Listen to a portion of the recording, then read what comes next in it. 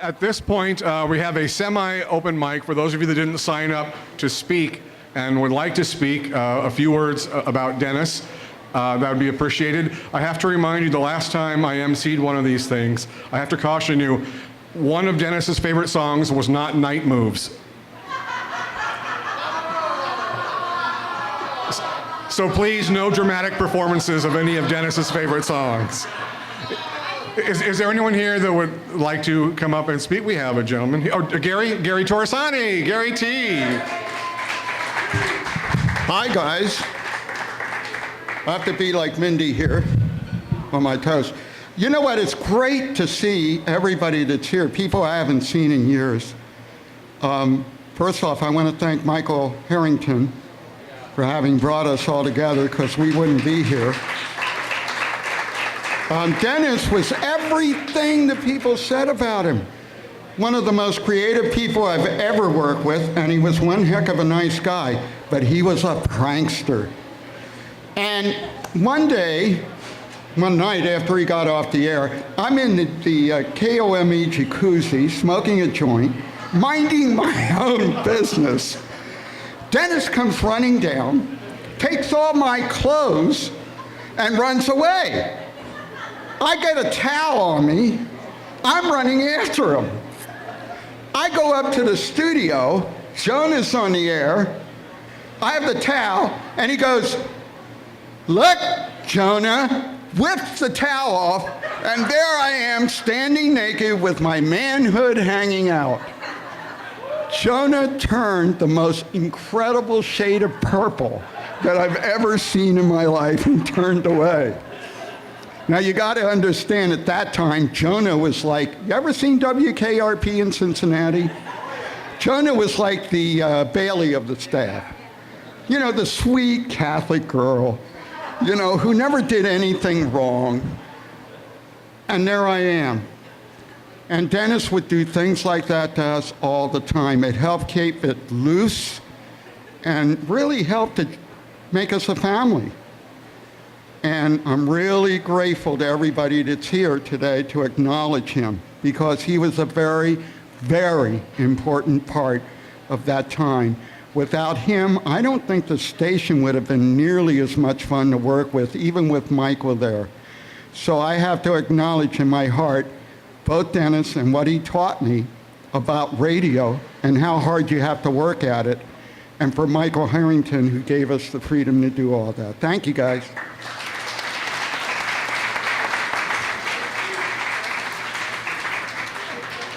Hi, my name is Hawkeye Joe Scott. KOME was my station in high school. If you were in one camp or the other in Sunnyvale. Most of my friends were in love with Tom Mastery. I had a little thing for Jonah, but I was really more into Annie Oakley on KFAP, but be that as it may.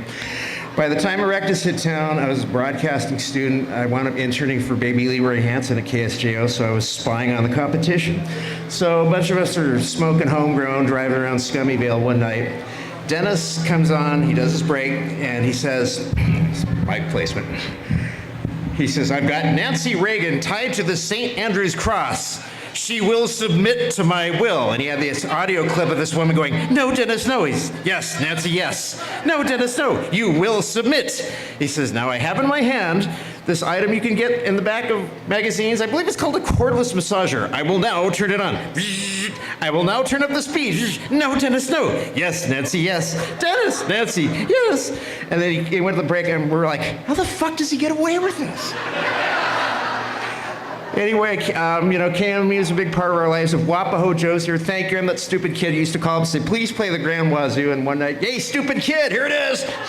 Anyway, and everybody's here. I never really got to meet him. Denise Erectus was my roommate down at Volpicella. And I'd like to thank her again for not strangling me. She should have. I'm glad to see everybody's here. You know, it's really a privilege to work, to grow up in this market, because you wind up working with a lot of the people that you studied as a student, or better yet, you listened to when you were younger, and then you just find out how warped we all really are. And, you know, I like to say if I was pretty, I'd be on TV. But all said and done, you know, the radio history goes very strong here in San Ho, and I'm just glad to see everybody here, and thank you for letting me say my piece.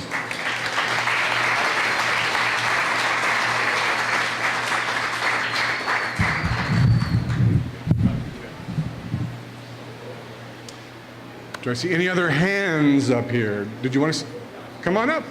Don Shepard. Hello, I'm not really in the business, so I really don't know how these things work. But I remember one of Dennis's sticks, and I hope I'm not screwing this up too badly, but it was the, thank you. It was, I believe it was Father Erectus, when he'd bring the woman into the confession, and she'd close the door, and then you'd hear his zipper go down. And I don't know what else happened, but I remember that.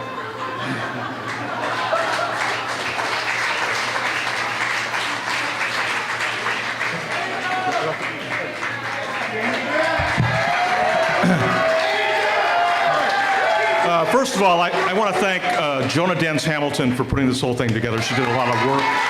And Janet Harrington and Lori Roberts and Don West and Aunt Fran and all you guys did a tremendous job. I was able to know Dennis on several levels. Number one, I was a co-worker of Dennis at KOME.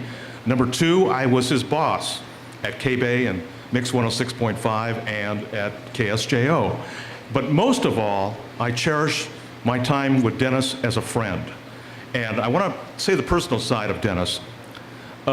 When we were at KOME, Dennis and I were a bunch of sissies. We were invited to the US Festival, and the staff went down in a mobile home all the way down to San Bernardino. And Dennis and I, well, we didn't want to do that. We just said, we're going down on an airplane, and we're going to rent a car and stay in a motel. So I had to lead Dennis through the airport, get him into the rent-a-car, and of course, San Bernardino at that time at the US Festival was 110 degrees. So Dennis kept saying, turn up the goddamn air conditioner. And I said, Dennis, if I keep turning up the air conditioner, the car is going to overheat and we're going to be stuck. So I had this debate with Dennis all through the time that we were going to the US Festival.